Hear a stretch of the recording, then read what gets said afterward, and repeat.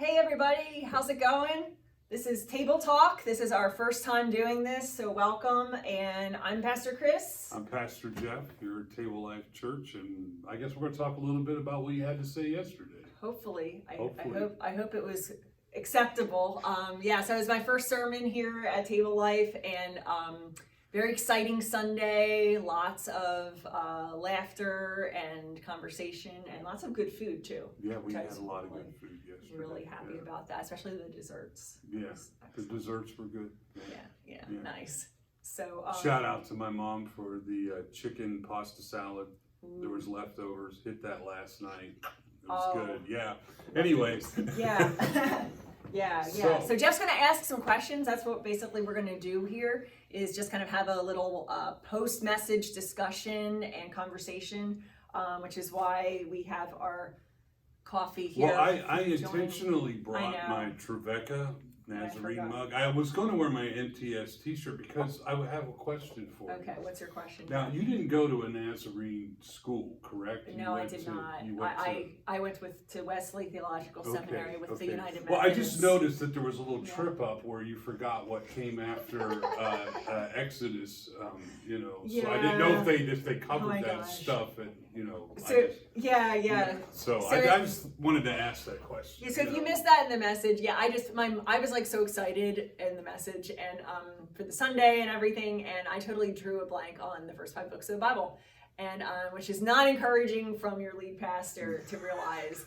And I could not remember Leviticus. I'm like Genesis, Exodus, whatever. My brain's just like totally blank. And but isn't Leviticus like the book we usually skip over anyway? Yeah, to it be is. honest? It is. Like, Yeah, a lot of times people stop, it's definite insomnia curing bedtime reading. So or nightmares. I mean, I'm still struggling over boiling a goat in his mother's milk. I don't see the need to make that a law, but anyway. So that was. So part we're of going to do this every week. So, yes. But it's not always going to be me. We're going to rotate. We're going to have different maybe people. Invite. Okay. Yep. So good. Some special guests. So I mentioned that, but how was it for you to have your first Sunday? Like, what was it like when you walked up behind the pulpit? I mean, I've been in that before, and it can be nerve-wracking. So how did you feel once, like, going up and starting, and then once you kind of got into the message and saw the facial responses? How did that part go for you? Yeah, I thought it was really great to just see so many like smiling faces, and some people that to be honest, I had looked up in the directory that we have here at Table Life, but I had not actually like met, or I think when I came to interview, like I saw with like masks on, so it's just very hard to kind of judge. So that itself was just very relaxing to me, just feeling at home. And but I was just, literally all morning I was pumped, and it wasn't just because like I had like 2 cups of coffee beforehand. I was well caffeinated. But I really sent, and also knowing that there were a lot of people watching online too, both from our congregation, from the community, friends of mine, from all different places, people that had been here that moved to Missouri and other locales, and that was just really neat too, to know that even spread around geographically, that we were all connected at that moment, and that I was able to talk to them and with the congregation. So that's neat. Yeah. So you're going to be in Joshua for how many weeks? Just 4 weeks. Just so we're not going to weeks, do the whole. Yeah, we're not doing the whole book of Joshua. Just the beginning 6 chapters, which I think it just caps off that new start, new season idea of because I think like I mentioned yesterday, like we're in so many different new seasons like at the same time. Yeah. Like personally, as a congregation, in our community, and even in our country, and just with COVID and everything, like, and just kind of talking about that. And I just really, Joshua is who I really connected with, because I'm like, okay, here's this like younger leader kind of stepping into this role, taking this mantle from like a wonderful previous leader that had really brought people so far, and that's kind of what we've experienced here. And I've just been thinking and praying about like, what was he feeling at that time, and what was he going through, and just as the Lord was speaking to him. Can you talk a little bit more? There was a point that you made that I think I thought was really important for our congregation to maybe hear a little bit more information about it. And that was the first, I think it was like the first major point of the sermon where you talked about saying goodbye before you could say hello. Yeah. And, you know, I think for some, when they hear that, you know, they you know, the initial thought, I think for some people, I think even when you kind of shared that with me earlier in the week, you know, I was like, oh, well, what does saying goodbye kind of look like for us without disregarding all the history of where we've been to this point, you know? So I don't know if maybe you could expound a little bit more on what that thought was from what you shared Sunday. So Yeah, and it was interesting. I was talking with somebody literally like that yesterday afternoon about that point, and they were sharing about somebody they know that just kind of goes on and on and on, like from one thing to the next, like new beginning to new beginning and next chapter and all. And I think a part of that saying goodbye is like recognizing the grief. Okay. I think it is allowing ourselves to grieve and to miss, you know, and I think that goes as a church too, to know that like there may be things, and even like, you know, parts of like, you know, previous pastors' ministry and all that we loved, and it's okay. Like that's a good part. That's something to celebrate. And it's just like, you know, say maybe the passing of a family member, or moving into a new season with your family, or even your health, realizing like you're grieving that you're not able to do those things that you once did. And so I think that's a part of that saying goodbye is recognizing that grief, walking through that, not being afraid of it. I think God has wired us in that way, and you know that as a counselor. Yeah, right? yeah. I was just going to say, I mean, part of the grieving process, like the last task of grief that they talk about, is learning to live life without the other. And if you take that into more of a corporate setting, it's learning to live life by letting go of the things that once were that are no longer available or helpful to you. I mean, like as you've already mentioned, we've just come through a major world pandemic. There are things that we have lost that will not come back.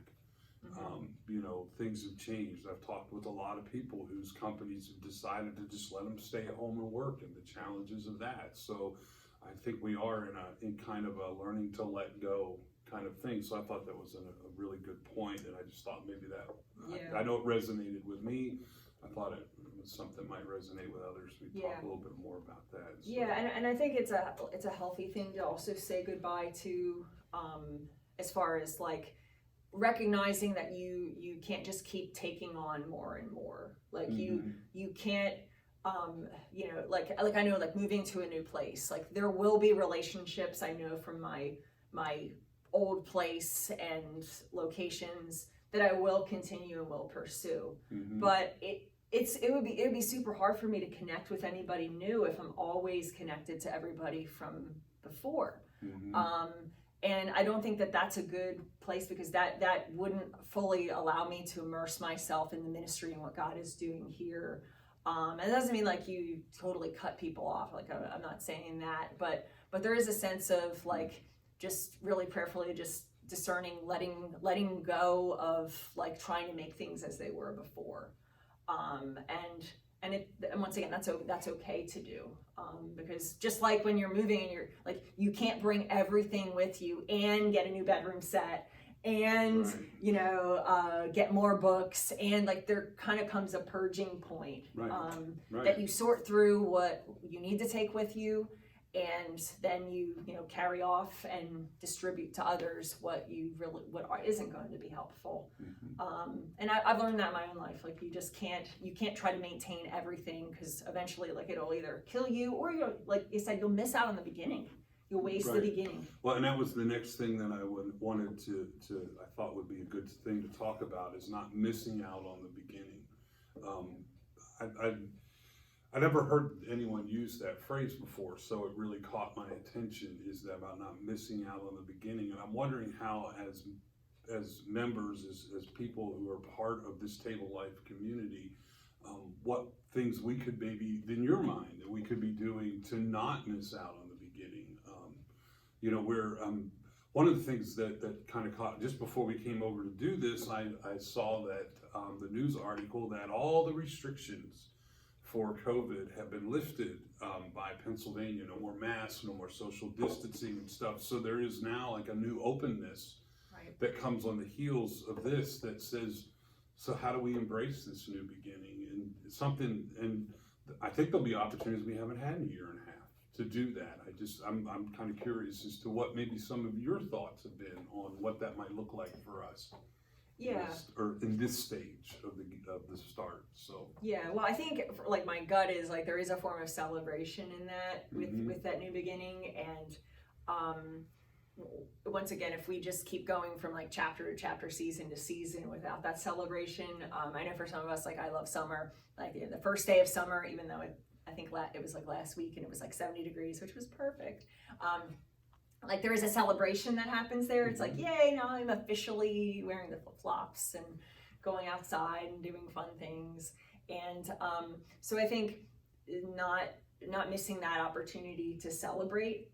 And that also means like looking back at where we've been. I mean, we've been through, especially with COVID, like a year and a half that's been totally crazy, that's been scary. There's been so many concerns and needs. People we know, have lost loved ones. Some folks that I know have passed. And it's been a really, really hard season. So I think there comes this celebration.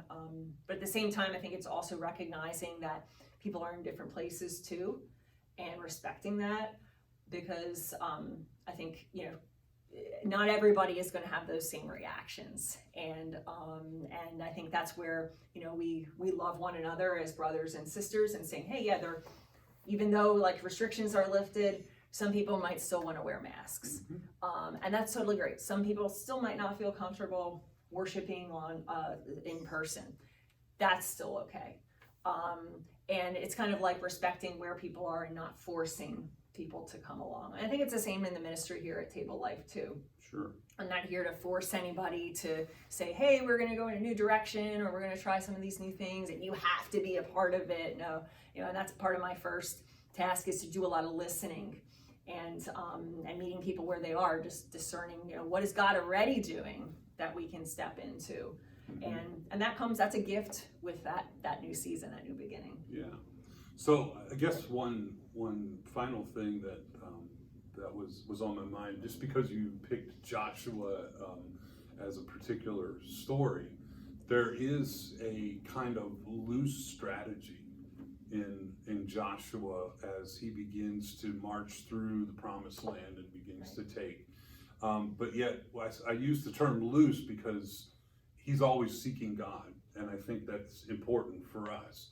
But there's also, I just wonder if there are any kind of insights into how you would like to approach designing, or maybe not designing, but approaching this new season about where's the next land that God's going to, what's our promised land here at Table Life, and how are we going to get there? I mean, it will involve pumpkin spice coffee. Oh, okay. Well, so that's good, because fall's right here. Fall's baby. my favorite season, not summer. So that, I know, we know that. Yes, yeah. Your artistic ability. My artistic ability. It's fantastic. Yes, if you didn't see that, you got to check it out. So, yeah. But I didn't know if maybe just initially, obviously, I don't want to, having been in your position before as coming in and saying, okay, we got to get started.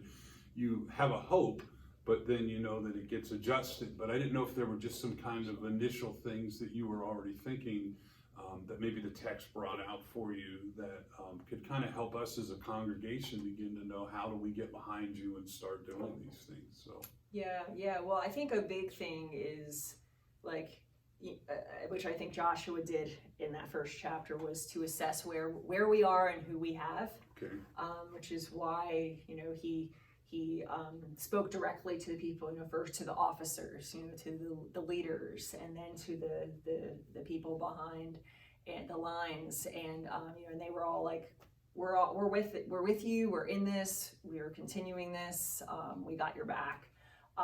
So really just working with who we have, our resources, resources that aren't just money or buildings, that kind of thing, but where we already have relationships, Mhm. those types of things. But I think the key for, or I guess the promised land that I see for Table Life Church, and I think really for the big C churches, that we look outside. We turn outward with a very strategic mission focused, and having partnerships in Haiti and other countries, and like that needs to continue, but we also need to be doing things in our own backyard, and really discerning what does that look like to connect creatively, strategically with our neighbors, and turn disciples, that kind of part of discipleship, into being a missionary. That we're not just, studying the Bible or sitting in Bible studies, and that's kind of the be all end all of our discipleship, but that we're taking that and we're stepping into our communities and neighborhoods and schools and workplaces and saying, what could a Jesus community look like here? And so that's kind of like in the back of my mind, figuring out just where we are in that. Because I think gone are the days that we just put out some great signs out front of the church, but I might, while my prayer is like, okay, maybe somebody would drive by and see that. I know gone are the days that people just like drive by a church and say, okay, I need to go to church there.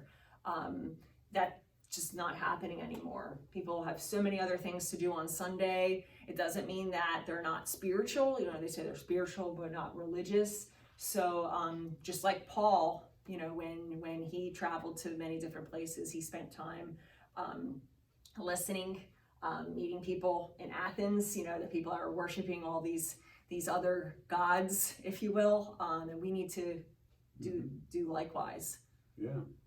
Well, I was encouraged. I had, following Sunday's sermon and our meal together, I had a few people come up to me and talk about things that they have been wanting and feeling like that they need to have more of in our congregation. And it was some things that I've been thinking about, stuff that I've talked to you about. So I feel like there's a sense right now within the community that we're ready for a new season. So I'm, our prayers, of course, and support are with you, but I think this is going to be an exciting time for us. So excited to hear what Joshua and Pastor Chris have to say to us next week. So awesome. Yeah. Okay. Yeah. Well, thanks, All Jeff. right. Yep, This welcome. has been fun, even if you have a mug that is just. Well, you know what I was here. thinking, that maybe That's what I okay. could Next do is week I I'm will gonna call bring my something friends else. down at Trevecca, and I'll order a Trevecca mug for you so that you have one the next time we get together. Oh, So gosh.